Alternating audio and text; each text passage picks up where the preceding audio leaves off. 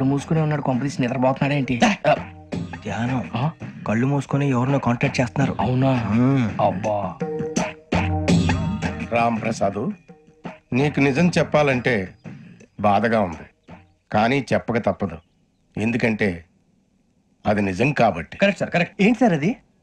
నీకు 40 ఏళ్ళు వచ్చే వరకు కష్టాలు తప్పవు గురుజీ. అవి మామూలు కష్టాలు కావు, అష్ట కష్టాలనే చెప్పాలి. ఉదాహరణకు అవి ఎలా ఉంటాయంటే, దొరక్క నీకు ఫుడ్ దొరికితే అది నీ నోటికందే లోగా నీ కాలో నీ చెయ్యో తగిలే మట్టిపాలైపోతుంది. నీ వాకలికి తట్టుకోలేక అప్పు కోసం ఎండను పడి వెళితే అక్కడ తాళం వేసి ఉంటుంది. మరో కఠోరమైన నిజమేమిటంటే, నీ దరిద్రాన్ని చూసి భరించలేక నీ భార్య లేచి వెళ్ళిపోతుంది. ఒక్కతేనా ఎవరితోనన్నా? తప్పు. అతని దురదృష్టాన్ని చూసి ఎగతాళి చేయకు రమణ. Sorry sir. ఇదయ్యా రాంప్రసాద్, నువ్వు ఈ 40 ఏళ్ళు ఈ నరకాన్ని అనుభవించక తప్పదు. 40 ఏళ్ళ తర్వాత అలవాటైపోతుంది. ఇక నువ్వు వెళ్ళొచ్చు. ఏమో వెంకటేశ్వరరావు, కులాసైనా రమ్మన్నారట. నీకు శుభవార్త చెబుదామని పిలిపించాను. ఏంటి గురుజీ? నీకు శుక్ర మహాదశ ప్రారంభం అవబోతుంది. అంటే శనిగా సెట్ అయిపోయినట్టేనా? ఆల్మోస్ట్ అయిపోయినట్టే. మీరంతా టోపీలు పెట్టుకునే ఉద్యోగాలు కూడా చేసుకుంటారు. ఇప్పటిదాకా మేమందరికీ టోపీలు పెట్టాం గానీ మాకు మేమే టోపీలు పెట్టుకుంటాం ఎప్పుడు అనుకోలేదు గురుజీ. అదే విధి. మరి ఇప్పుడు బిల్ల బంటోతు నుంచి బీట్ కానిస్టేబుల్ వరకు అందరికి నెత్తిమి టోపీలు ఉంటాయి. అందులో ఏ ఉద్యోగం? ఎస్ఐ గారు కూడా టోపీ పెట్టుకుంటారు కదా. ఏది మన చదివే చదువులకు ఎస్ఐ ఉద్యోగాలు ఇస్తారేంటి? గ్రహాలు శాసిస్తున్నప్పుడు చదువులతో పని లేదు. ఏబిసిడీలు చదివినా చాలు మీ జీవితాలు విచిత్రమైన మలుపులు తిరుగుతాయి. మీకు విపరీతమైన ఫాలోయింగ్ వచ్చేస్తుంది. మీరు చాలా ఫేమస్ అయిపోతారు. వింటానికి చాలా బాగుంది. ఇప్పుడు మమ్మల్ని ఏం చేయమంటారు గురూజీ? ఏమీ చెయ్యదు, వెయిట్ చేయండి. కాలం కలిసి వస్తే అదృష్టమే మిమ్మల్ని గేలం వేసి పట్టుకుంటుంది. అంతవరకు వెయిట్ చేయండి. వెయిట్ చేసి కొంచెం వెయిట్ కూడా పెరిగింది. అయినా పర్వాలేదు, వెయిట్ చేస్తాం. అందాక ఏ అప్పు సపోర్ట్ చేసుకుని తాగుతాం, బ్రతుకుతాం అన్నట్టు. అప్పు అంటే గుర్తొచ్చింది. అప్పు మీద మీ అభిప్రాయం ఏంటి గురూజీ? ఏంటరా కింద నుంచి మీకు ఎదుగుతున్నాను రా. ఇక్కడేం చేస్తున్నారు? మన టైం బాగుందిరా. ఎవడన్నా అప్పిస్తున్నారా ఏంటి? కాదురా, ఉద్యోగాలు ఇస్తారమ్మన్నాడు గురూజీ. చూసారా, చౌదరిగా చెప్పింది నిజమే. మరి శుక్రమాదేశ్ మొదలైంది. ఇంతకీ ఎవరా మహానుభావుడు? నమస్కారం. నమస్తే.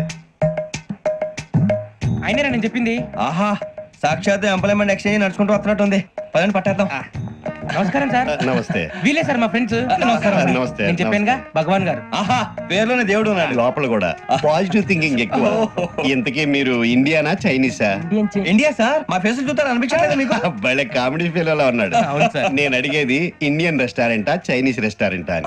నేనేది ఓపెన్ గా డిస్కస్ చేయను కదా. పేరు చూసుకుల్లో డిస్కషన్ పెడతాడు అనుకుంటే వీటేంట్రా హోటల్ అంటున్నాడు. బాబు ఎట్ ఫీల్ అవుతున్నాడు. అంతా మీ ఇష్టం ఉంటున్నాడు సార్. ఫస్ట్ చైనీస్ రెస్టారెంట్ కి వెళ్దాం. నెక్స్ట్ అక్కడ డిసైడ్ చేద్దాం. చాలా ఇబ్బంది పడుతున్నట్టున్నారు. నువ్వు చేత్తో తినే బాబు. నేను జనరల్ గా చైనీసే ప్రిఫర్ చేస్తాను. ఫ్యాట్ కంటెంట్ తక్కువ ఉంటది కదా. రేపు నుంచి మేము కూడా ఇదే ఫాలో అవుతాం. ఇంతకీ మీకు స్టీల్ ప్లాంటా, షిప్ యార్డా, ఏషియాడా, జింక, బంకా?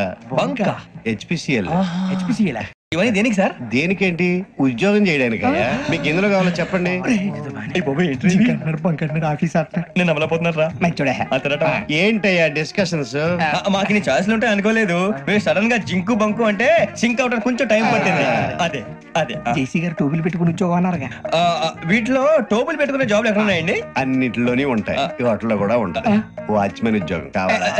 ఇంతకీ మీరు అనే జాబ్ ఏంటి సార్? నేను చెప్పేది టోపులు పెట్టుకునే ఉద్యోగం కాదు, టైల్ కట్టుకునే ఉద్యోగం. అది టైల్ కట్టుకోవటం మాకు రాదు.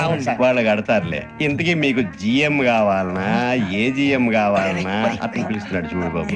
జిఎం అడిగితే ఎలా ఉంటుందంట? ఏజిఎం అంటే వెంటనే కొంచెం పెద్దదిగా ఉంది. అడుగు. ఏజిఎం ఇప్పించండి సార్. అనుకున్నాను నువ్వు ఇది అడుగుతావని. జిఎం అంటే జనరల్ మేనేజర్, ఏజిఎం అంటే అసిస్టెంట్ జనరల్ మేనేజర్. తూచండి, మాకు జిఎంఏ కావాలి సార్. అది సరే కానీ భగవాన్ జీ, ఈ ఉద్యోగాలకి టోపులు పెట్టుకుని వెళ్ళొచ్చా? నీ ఇష్టం వచ్చినట్టు వెళ్ళొచ్చమ్మా. అయితే నాకు జింక్ లో నాకు స్టీల్ ప్లేట్, నాకు బంకులో గానీ. కన్ఫ్యూజ్ చేయగానే ఆయన్ని అందరికీ ఒక చోట ఇప్పించండి సార్. కలిసి పని చేసుకుంటాం. జీతం ఎంతండి? 30,000 అంటే 40,000. వడ్డీ ఎంత? అప్పు కాదయ్యా, నీకు ఇచ్చే జీతం. అంటే తిరిగి ఒక్కలేదా? ఫ్రస్ట్రేషన్ లో ఉన్నట్టున్నాడు. అవునండి. నువ్వు ఇచ్చిన వాళ్ళు తీసుకోరు. మాకు అవసరం కూడా అదే. అంతేకాదు ప్రతి నెల గ్రాట్యుటీ, పిఎఫ్, సిఎఫ్. బియ్యం కూడా సార్? నువ్వు యాక్ చేస్తావా? భగవాన్ జీ, మీరు ఇదంతా ఎందుకు చేస్తున్నారు? ఊరికే మాత్రం కాదు, నేను మంచోడని చెప్పి నా కారు పెట్రోల్ లేకుండా వెళ్తుందా? వెళ్దాం. నేను ఇచ్చుకోవాల్సినవి ఉంటాయి కదా.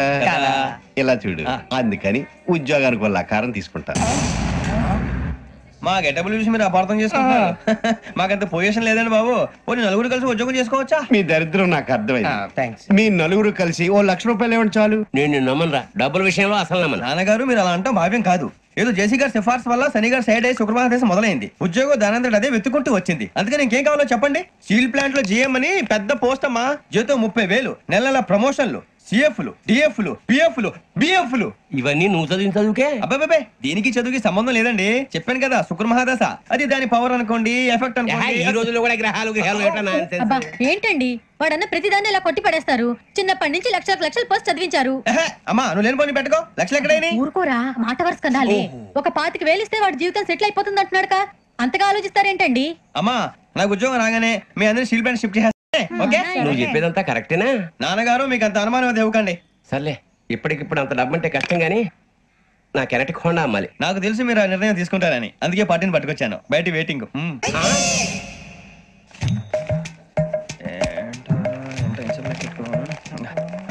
ఇవ్వండి. భగవాన్ జీ మీతో నాకు కుదరదండి. మీరు తేడా మనుషుల్లా ఉన్నారు. చూడటానికి అలా కనపడతాం కానీ తేడా మనుషులు కాదండి. ఇది ఎంతో లెక్క పెట్టండి. 5,000 తగ్గిందండి. ఆ విషయం నాకు ముందు చెప్పాలి కదా. ఇది తేడాతనం కదా. సర్దుబాటు కాక జరిగిన పొరపాటు. మా దరిద్రం మీకు తెలియంది కాదు. మీ ప్రాబ్లమ్స్ నాకు అనవసరం అండి. ఇప్పటికే మీ మూలంగా 3 లక్షల బొక్క తెలుసా. మీరు ఫేస్ అంత చిరాగ్గా పెట్టకండి. రే ఆ గొలుసేవరా తొందరగా ఎవరా, ఆయన కోపం వస్తుంది. ఇదిగో తీసుకోండి. తీసుకోండి ప్లీజ్. భగవాన్ గారు తీసుకోండి సార్ ప్లీజ్. భగవాన్ గారు మీ కోపం తగ్గిందా? కోపం కాదు వెంకటేశ్వర గారు, ఎందుకో భరించలేను. అది నా బలహీనత. ఇవన్నీ వదిలేయండి, ఇంకోసారి పొరపాటు జరగదు. మేము ఎప్పుడు జాయిన్ చెప్పండి, కొత్త బట్టలు కొనుక్కోవాలి. మీరు ఆ పనిలో ఉండండి. పొద్దున్నే గుడికి వెళ్ళి 9:30 కల్లా, మొన్న వచ్చారే ఆ ఆఫీస్కి వచ్చేయండి. మీ అపాయింట్మెంట్ ఆర్డర్స్ రెడీగా ఉంటాయి. 8:30కి వచ్చేస్తాం. మీరు వచ్చిన వాళ్ళ తలుపులు తీరు. మీ కంగారు నేను అర్థం చేసుకోగలను. ఇంతకాలం పని లేక స్తంభించిపోయిన మీ జీవితాలు ఇక నుంచి వేగం పుంజుకుంటాయి. ఆయన ఉన్నారా? ఎవరు? భగవాన్ గారు. మీరెవరు? ఆయన క్లోజ్ ఫ్రెండ్స్. సరే లోపలండి. పదా సార్ వీళ్ళు భగవాన్ క్లోజ్ ఫ్రెండ్స్ అంటారు. సరే నువ్వు వెళ్ళు, నేను మాట్లాడతా. సార్ మీరంతా భగవాన్ స్నేహితులా?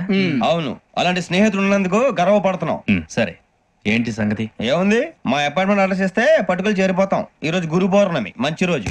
అపాయింట్మెంట్ ఆర్డర్ ఏంటి? మీకు అందాల్సిన నీకు అందనట్లేదు. ఏంటది? ఏంటంటావేంటి? ఒక్కోడు 25,000 ఇచ్చాం. భగవాన్ గారి హెల్పింగ్ నేచర్ కాబట్టి తక్కువ రేటుకి ఒప్పుకున్నాడు. ఇంతకీ ఇది ఏ ఆఫీసో మీకు తెలుసా? తెలుసుకోవాల్సిన అవసరం మాకు లేదు, కానీ చెప్పాల్సిన అవసరం మాకుంది. యాంటీ కరప్షన్ బ్యూరో అంటే అవినీతి నిరోధక శాఖ. లంచం తీసుకోవటమే కాదు, ఇవ్వటం కూడా నేరం. మీ భగవాన్ గారు ఒక 420. మా బాబుకి ఇన్ని తిట్లు వచ్చిన విషయం నిన్నే తెలిసింది నాకు. ఇంతవరకు మా బాబు నా ఒట్టుమే చేయలేదని మీ అందరితో గర్వంగా చెప్పుకునేవాడిని. First time man handing record 5,000 తక్కువ నా గోల్ చెలుగు లాగేస్తాడు. అరే కోపడకండి రా, వాడు ఇక్కడే దొరుకుతాడని మా ఫ్రెండ్ చెప్పాడు. తొక్క దొరుకుతాడు. మీకు జింక్ లో కావాలనా, బంక్ లో కావాలనా, స్టీల్ ప్లాంట్ లో కావాలనా, షిప్ యార్డ్ లో కావాలనా? అంటే ఎక్కడ పడితే అక్కడ ఇప్పిస్తారా సార్? ఎక్కడ పడితే అక్కడ, ఎలా కావాలంటే అలా చేసుకుందాం. ఇబ్బంది ఏమీ లేదు. ఆపరేషన్ లో కావాలనా? అవి గేమ్స్ కదా సార్. ఆ స్పోర్ట్స్ కోటాలు ఏవయ్యా? ఏమైంది సార్? ఉద్యోగాలు ఇప్పించమని ఎంట పడుతున్నారు. నువ్వు టచ్ లో ఫోన్ చేయ. అలాగే సార్.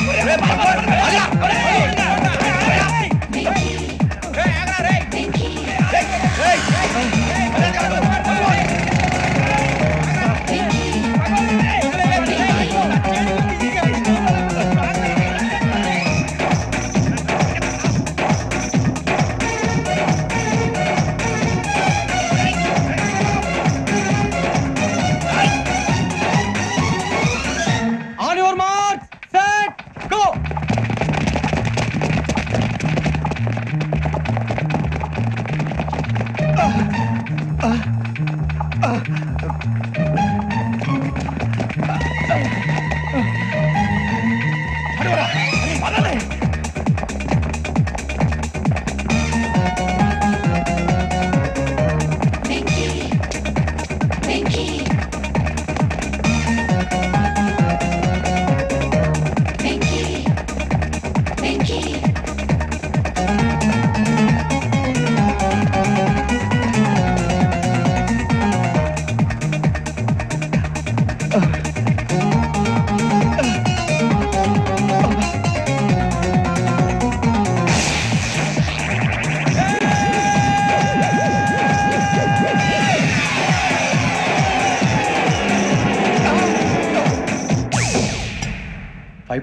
అవును సార్.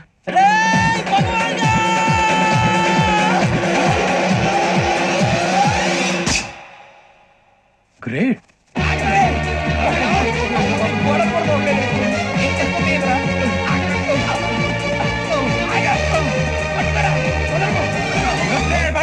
మీ నలుగురు సెలెక్ట్ అయ్యారు. దేనికి? ఎస్ఐ సెలక్షన్స్ లో మీరు ఫిజికల్ టెస్ట్ అన్ని పాస్ అయ్యారు.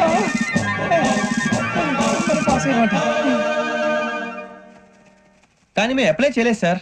అప్లై చేయలేదా? చేయి వదలకండి సార్, కాలు పట్టుకోవాల్సి వస్తుంది. రాగరాకు వచ్చిన అవకాశం. సరే, మీరంతా డిగ్రీలు పాస్ అయ్యారా? ఎప్పుడో. ఓకే, ఇప్పుడు అప్లై చేయండి. Thank you sir. నేను మేనేజ్ చేస్తాను. Thank you sir. మీరు రిటర్న్ టెస్ట్ ప్రిపేర్ అలాగే అవ్వండి. సార్. All the best.